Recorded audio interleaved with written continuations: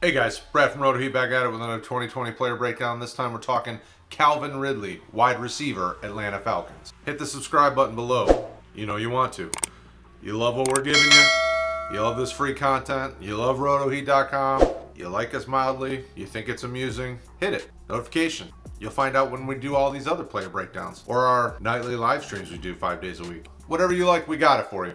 Everything's on fire. Everything's on fire. Everything's on fire.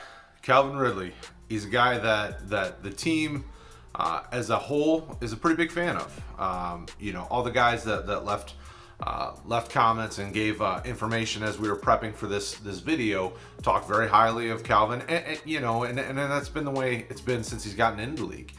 Went to a great situation. Atlanta's a high-powered offense, but he has a stud in front of him in Julio Jones that continues to make the ceiling kind of capped.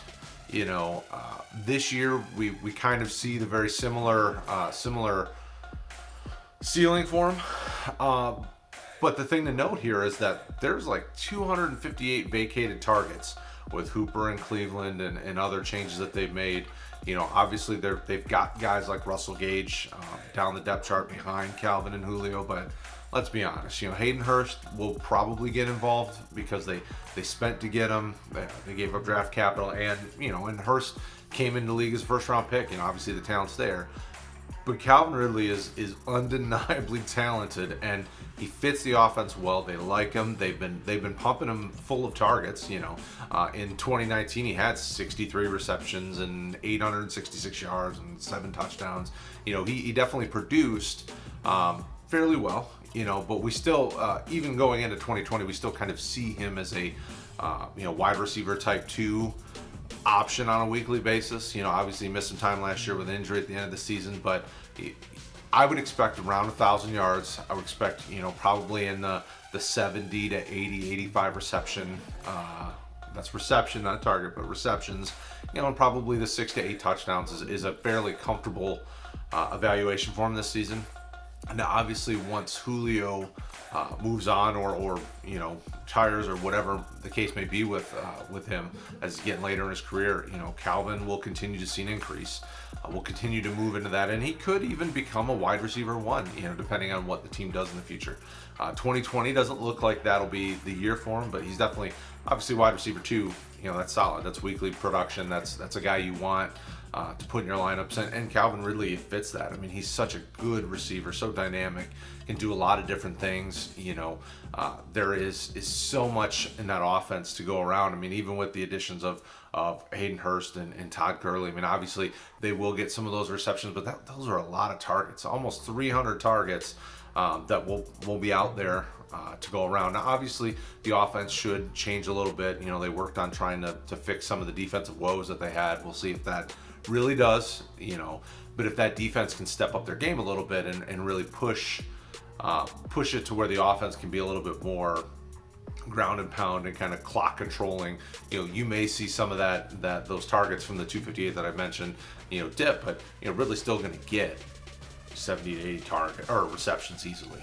Targets will probably be close to the 100 range, probably more than that, the 100 to 120 target wise. He's a very solid play. If you're going to trade for him, though, you're going to have to pay a premium price. Ridley's never been a guy that's been overly cheap, even in the situation. With Julio ahead of him, he's still a guy that will cost you.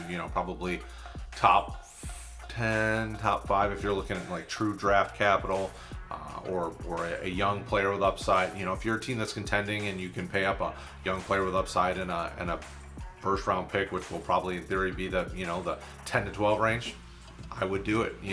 He's the type of receiver that can really help your team, and he's one of those guys that you can plug in your lineup weekly and really get good production from.